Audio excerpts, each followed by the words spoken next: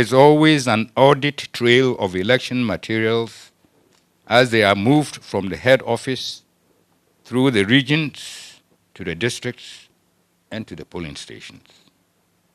And 4, during elections, there are clear guidelines as to valid and invalid votes. The counting of votes is done at every polling station in the presence of the agents of the candidates.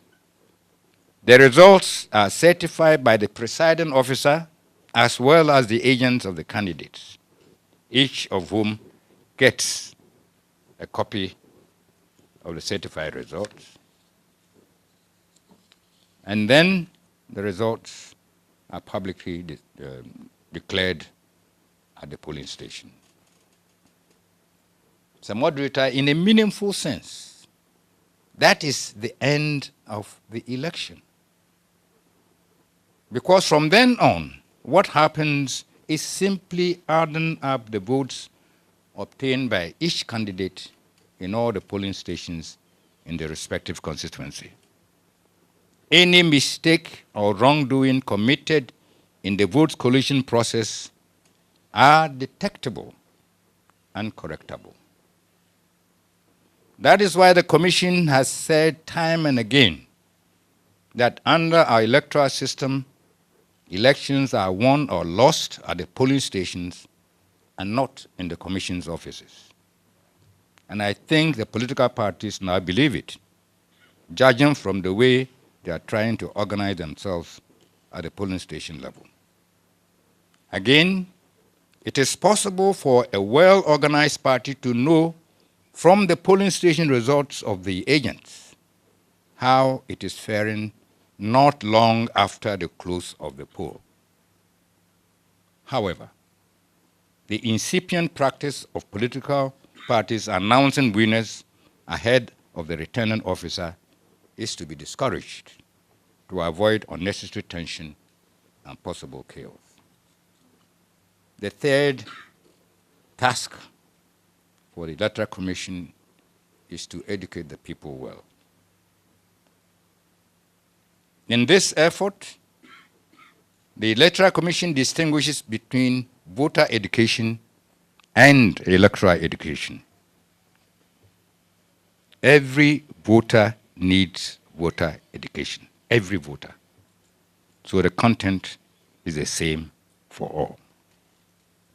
On the other hand, electoral education seeks to give specific groups like the police, party agents, journalists, and judges the knowledge they require for effective participation in the electoral process. So the content varies. Generally, voter and electoral education are seen as tools for building confidence and trust. The cardinal problem about educating the people is that resources are not provided to prosecute it on a continuous basis. So it has become a seasonal activity, thereby making it less effective. The fourth task for the Commission is to protect the interests of both the voter and the candidate. As a moderator, we may define the democratic election simply as a contest among candidates whose outcome is decided by the votes of the people. Clearly, this means that there can be no election without voters or candidates. This close relationship between voters and candidates means that the Electoral Commission has a responsibility to be equally fair to voters and candidates, whether they are sponsored by political parties or not. In terms of fairness to voters, the Electoral Commission has three key responsibilities. One, to facilitate and not to obstruct the right to register as a voter by certain requirements that are difficult for the ordinary person to satisfy. Two, once so registered, to facilitate and not to obstruct the realization of the right to vote. And three, the voter's ballot must be counted as cast. Fairness to candidates is achieved by laying out a transparent electoral framework whose outcomes are verifiable, by involving the representatives of the candidates in the key electoral activities, and by an accurate count of the votes obtained by the candidate. As a corollary to the Commission's responsibility to be fair to them, voters and candidates are also expected to exhibit good electoral behavior.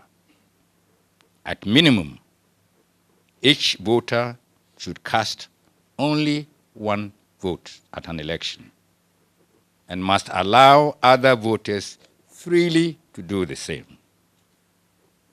And every candidate has an obligation to do clean campaigning. The first task for the Commission is to build partnerships with relevant stakeholders. As I said earlier on, it cannot consolidate electoral democracy all by itself. So what I have said so far may be regarded as the internal environment of the Electoral Commission.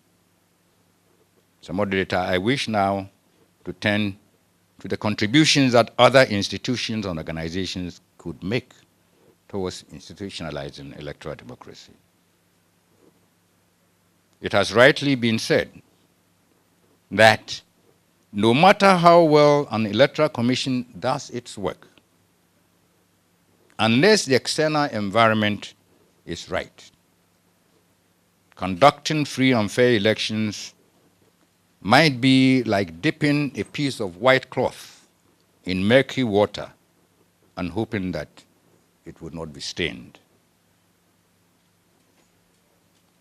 So, moderator, I'd like to begin with the Inter-Party Advisory Committee, which for me represents the most durable partnership so far built. The Inter-Party Advisory Committee, or IPAC for short, is not a statutory body.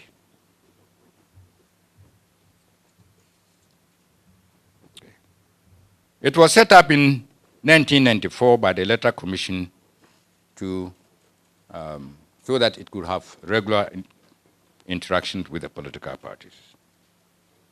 The decisions are not supposed to be binding, but in practice, every time we have reached decisions, if they are practicable, cost-effective, and in accordance with law, they have been adopted.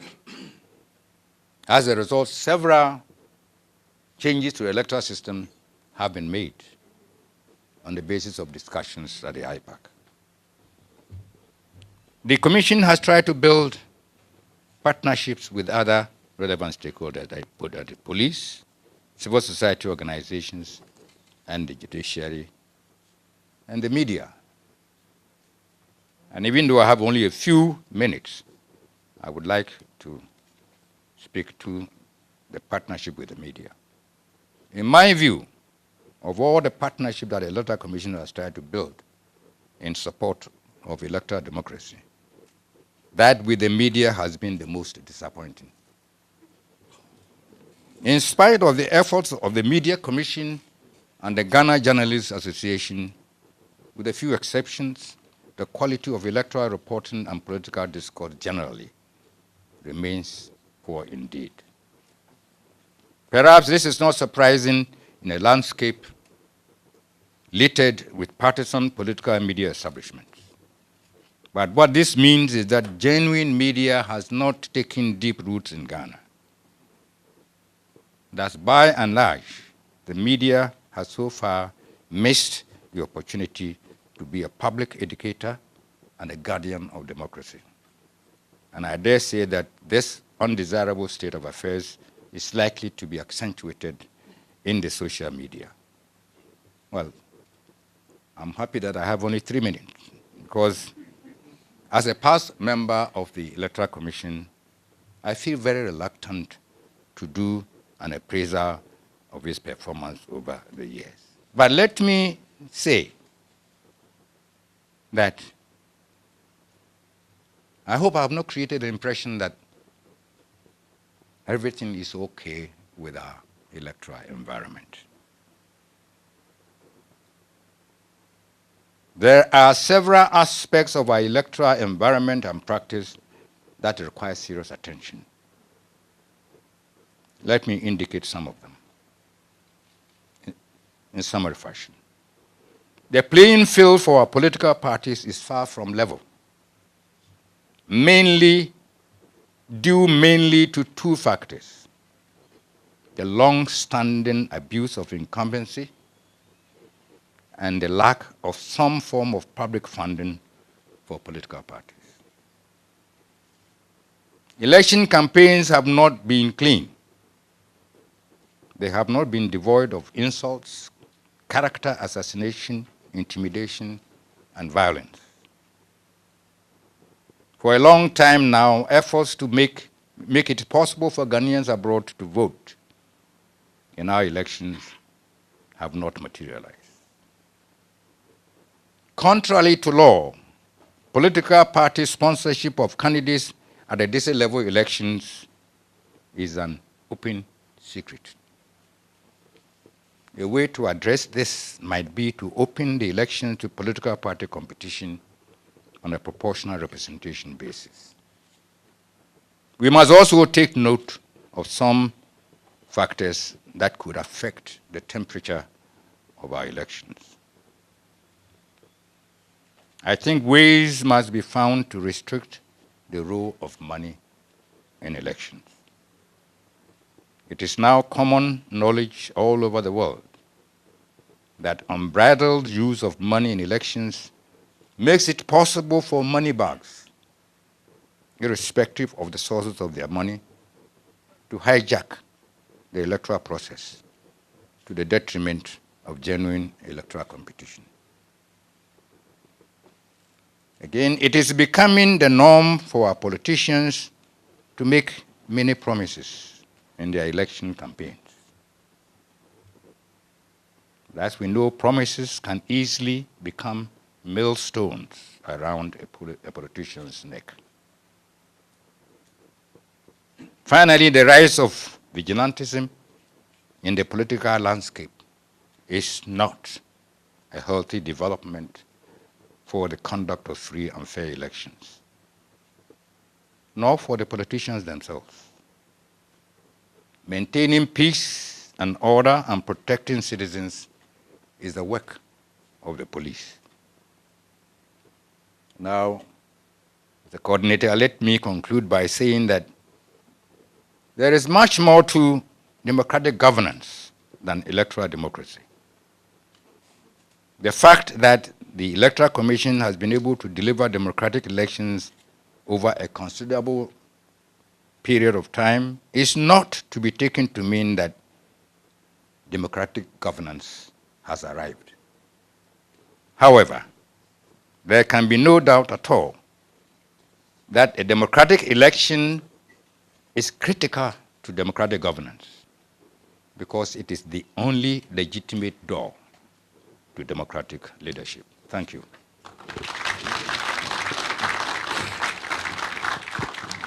Thank you very much.